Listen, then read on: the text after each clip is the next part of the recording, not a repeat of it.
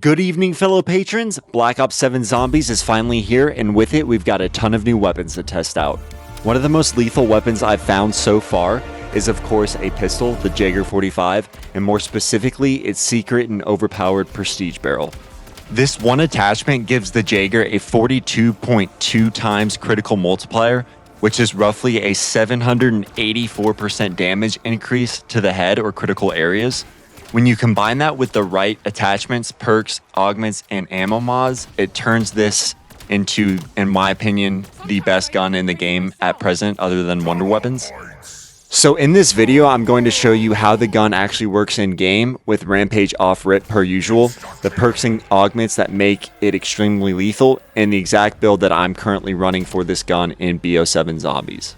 I tested it out at Van Dorn Farm to see how this pistol fares as the rounds progress to round 55, which is health cap. I have included round 55 in its entirety at the end of this video to show you the killing power of this gun. Rampage off rip as always. At base, before pack punch, perks, or rarity upgrades, this pistol is already hitting for around 1300 damage to the head.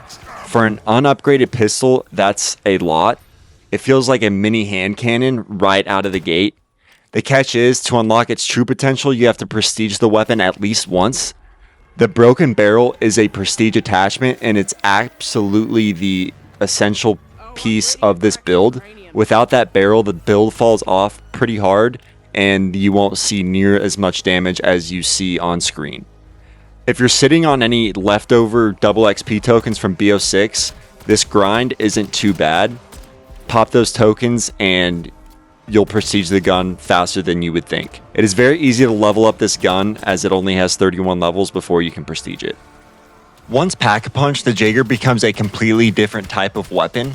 After pack punching, look at your crosshair. You'll notice it turns into a spread indicator. When you hip fire, the Jager 45 now fires 4 bullets and a random spread inside that spread, or shotgun spread. That's why I run the tactical laser on this gun. It tightens that hip fire tac stance spread into a much tighter circle, which lets you land all 4 bullets in the head or critical areas and get the most out of that 42.2 times critical multiplier. You really do need to be getting headshots with this build because there's such a drastic fall off between criticals and non-crits. It's essential that you are hitting critical shots with this build, so the tighter the hipfire spread is, the better off you'll be.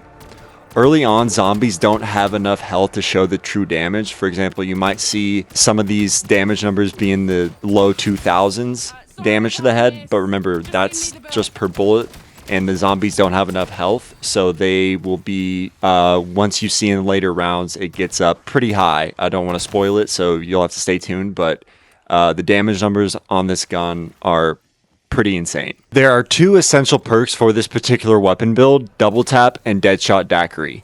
The major augment I would recommend for Double Tap is Double Impact. This augment gives a flat 50% damage buff to every other bullet you fire. So a flat buff like this where you don't need to worry about placement of the shot or happening by chance is really effective in my opinion. You can count on it activating every other shot instead of just hoping it activates. So if you look at your damage numbers, you'll notice the white numbers all over the place, similar to like other shotguns.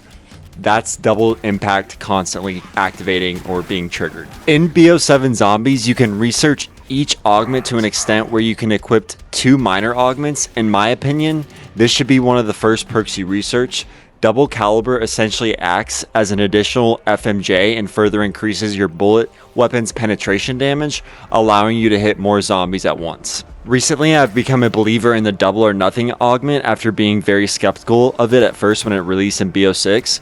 From my experience, you rarely see a damage number of 0. On the rare occasion of when the game does give you a goose egg for the damage output, I like to just think of it like I missed that shot. I think there is much more of an upside in terms of overall damage output and the potential in doubling a critical shot, especially with a gun as powerful as this one. The second essential perk is Deadshot Daiquiri. This perk is huge for a crit focused weapon like this.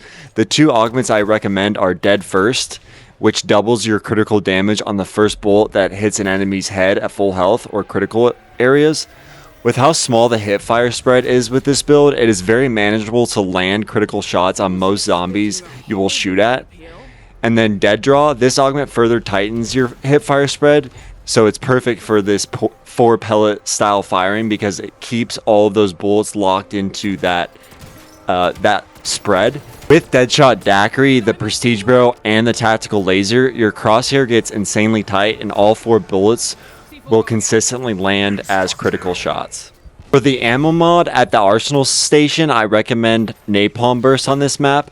The main elite that gets spammed in the later rounds is Zursa, the zombie bear. She's very tanky, but she's weak to Napalm Burst, so it's really essential in order to eliminate her in a timely fashion. A question people watching this video will naturally have is why I'm not running the Akimbo stock. So I tested it, and honestly, I don't recommend it for this setup. The recoil becomes almost uncontrollable, especially on controller. The hipfire spread gets much wider, so you're not landing as many critical shots than you would be with the tactical laser. Since this build is all about cashing in on the 42.2 times headshot multipliers, missing critical kills or critical hits just negates the effectiveness of the weapon, so that is why I would advise against the Akimbo stock. The rare level 2 pack-a-punch version of this gun fares extremely well in the early to mid-20s. You'll start seeing headshot numbers around 15 to 20,000 when Dead First is active at this tier. When an insta-kill is active, it will show the exact health of the zombies you have eliminated. You can see that at round 20, a regular zombie's health is only around 2,000, so this gun makes these rounds a breeze. In this particular run, I did not use any gobblegum, so I was a bit tight on salvage. The gun's tier maxed out at Epic Pack level 3, and it was extremely effective at round 30. Really, the only downside to this gun is the limited amount of ammo it carries. You do really need to be conservative with how you shoot this gun.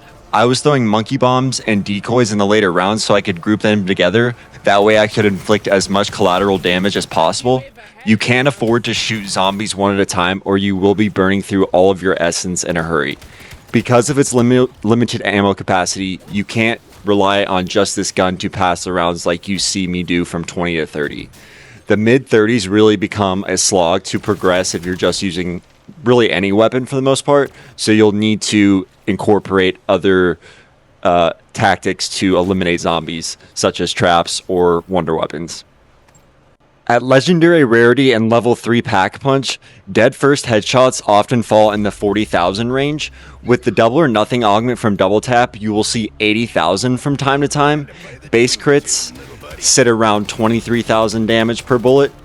I've included my round 55 health cap test in its entirety to show you how high the damage output of this gun is. Rampage Inducer is still activated, so this round is extremely chaotic to say the least. I appreciate all of you that have watched the video up until this point. This is the build that I used throughout this video, so feel free to copy the build code. That is such a dope new addition by Treyarch, so shout out to them for making it so easier to copy builds from one another. But yeah, I appreciate you guys watching. I'll see you guys hopefully later this week. We got a lot of things to test out and so much to cover on this new Zombies game. I'm so excited.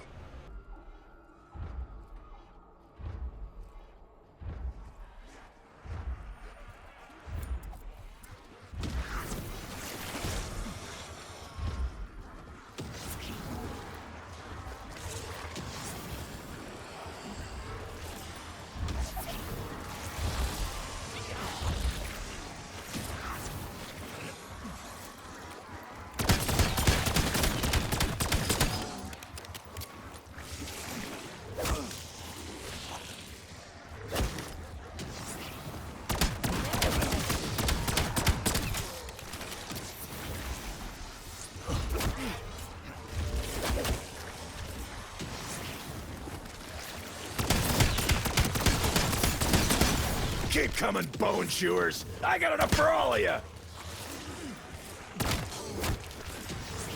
Max armor.